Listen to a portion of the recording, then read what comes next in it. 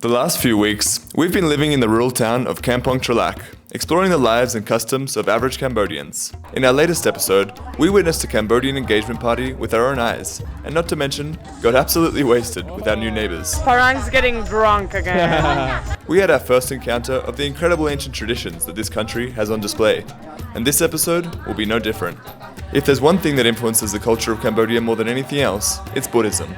And today, we'll be diving deep into this subject. And the best place to start is with our own host, school director and community leader, Saray. How did you learn English? I learned when I was a monk, around more than 10 years. Why did you decide to become a monk? And how old were you? 16 years old. At this time, I have no money. I have no parents to support me. Yeah. Only one, my adopted mom, and she cannot do anything because my grandparents, they are the oldest people to live in this family too, and to take care of them and me. And I stopped to study at the government school in grade 7, and then when I want to study again, how can I do? I always go to the Pagoda. I discussed with my teacher, how can I do? He said, do you want to be a monk? I said, if I to be a monk, how can I study? He told me, you can study until finish high school if you want. Different ministry, but the same education and responsibility by the government also. So when you're a monk, do they teach you like mathematics, science, yes, they have and things general like that? subject. The education system in Cambodia. Where do they teach you? Like in where you live? In every pagoda, if they make a school for the monk, because the Ministry of Buddhist teach for all the subjects, like in grade 1, 2, 3, 4, 5, until high school, and had the university also. Oh, wow, university as well? Yeah, University of the Buddhist. What subjects of university? Because there's a lot of different... management, accounting, finance, wow. But they include with the Buddhist and subject. Who teaches you? The monk and the teacher from, the simple people. Through our interview with Saray, we discovered that Buddhism is the core of not only spirituality, but also of society itself in Cambodia. The Ministry of Buddhism is a central pillar of the education system in this country. Of course, many people become monks for spiritual reasons, but just as many people become monks for practical reasons, since the pagodas provide disadvantaged individuals with food, shelter, and a structured education. Buddhism is a support network of Cambodians. After speaking with Saray, we head off to the local pagoda, as today is an important day in the Buddhist calendar, the start of Vassa. Yes, today is the full moon day, or we can say the Buddha day. And laymen and laywomen in Cambodia, every pagoda in Cambodia, they celebrate the rainy season every 3 months. Yes, and so today, the monk will pray the Dharma, and the monk, they can go in the night, but they need to come back before the sunshine, full 3 months. And they will find the drum, that's drum, you can see the big drum. 5 p.m. every evening and 4 a.m. every morning. Okay, for the next 3 months. Yes. What are those? Are these gifts for the monks? Yeah, this is the gift for the monk. Sugar, milk, food, and the clothes for the monk. Do they only wear the orange outfit, or they're allowed to wear something else? 3 colors, yes, like the brown color and yellow. But it's always like the tunic, like that they wear. Like, can they wear jeans, No, sneakers? they cannot. They have the good, like the monk robe for the monk. So in those boxes, it's in monk the clothes. monk robe. Like the, the monk okay, robe. okay. Yeah, okay. like that's one. Yeah. The monk doesn't have the underwear. Oh wow, Yeah. very free, very free. Yeah.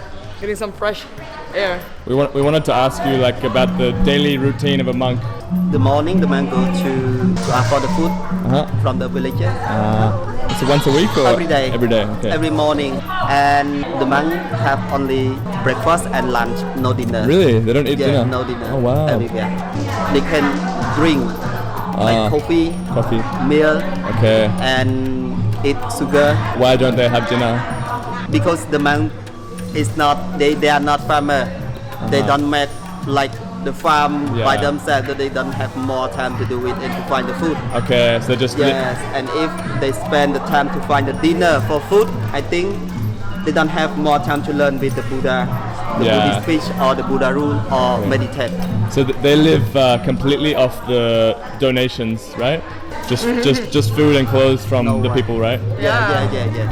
All everything is not belong to the monks. So- no only one pay. This is the name. They had the name of the people that all the laymen and laywomen they bought. Like the painting, the Buddha, the light, and every building in the pagodas. Laymen and laywomen, every people can join together to build, to have and share the money. Yeah. To build, not belongs to anyone, Yeah. not belongs to the manager of the Yeah. pagoda. No. So is it paid for by the government or the town? The pagoda committee, like in the town, not Okay, paid okay, to the government. okay. In every town, Yeah. every town has their own. Yeah.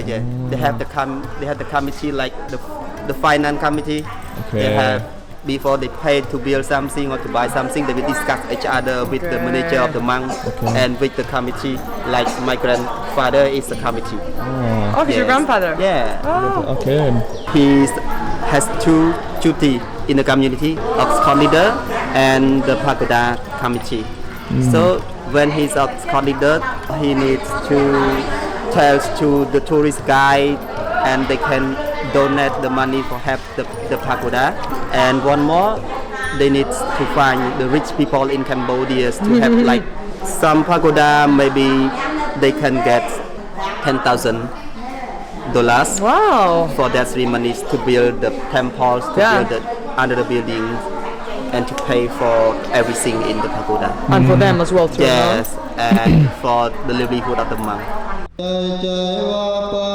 The ceremony begins as a single monk's voice rises, breaking through the stillness of the room. His chant echoes off the sacred walls, carrying the weight of centuries of tradition.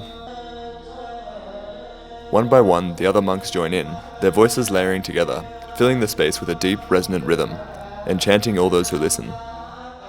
On the raised platform, monks of all ages sit in stillness, their orange robes bright against the backdrop of the pagoda.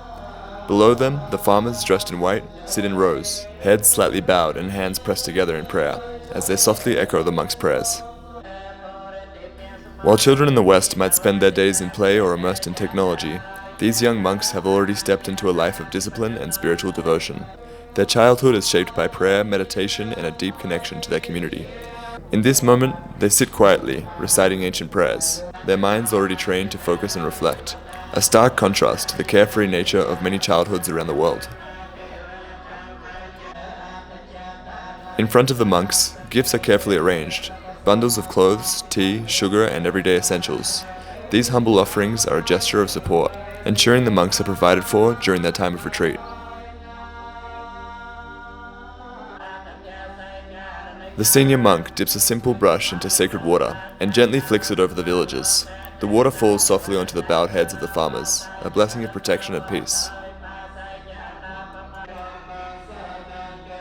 The walls of the pagoda tell ancient stories. Painted murals depict the life of the Buddha, his journey toward enlightenment, and remind the villagers of the spiritual path they too follow. Sitting against the far wall, a large statue of the Buddha watches over the ceremony, a serene expression carved into his face. Its presence is both grounding and symbolic, a reminder of the deeper meaning behind the prayers being recited.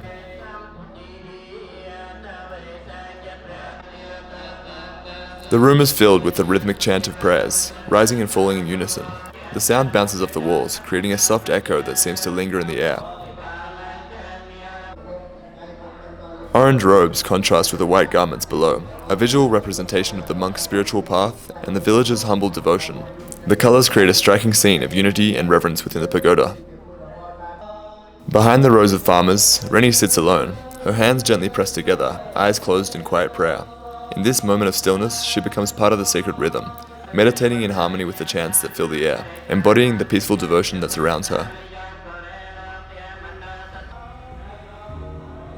Today was not only a ceremony to mark the beginning of Vassa, but also a reminder of the deep spiritual connection that binds this community. We have learned that Buddhism is not only the core of spirituality in Cambodia, but also the heart of its society, offering a support network and free education for many. Here, ancient traditions continue to guide and shape lives, provide purpose, unity, and a foundation for the future. It's in moments like these that the past and present merge, creating a living, breathing testament to faith and community. If you enjoyed this content and want to see more of Cambodia's rich culture and traditions, don't forget to like, subscribe, and share. We would love to dedicate ourselves to this full time, but we can't do it without your help. This is Beyond Borders, where you can explore, connect, and experience the world without limits. Until next time, when the adventure continues.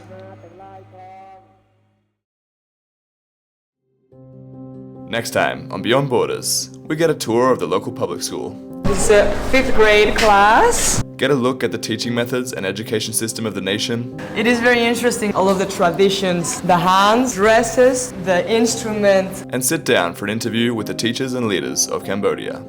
Do you feel any type of different responsibility in the society because you are a teacher?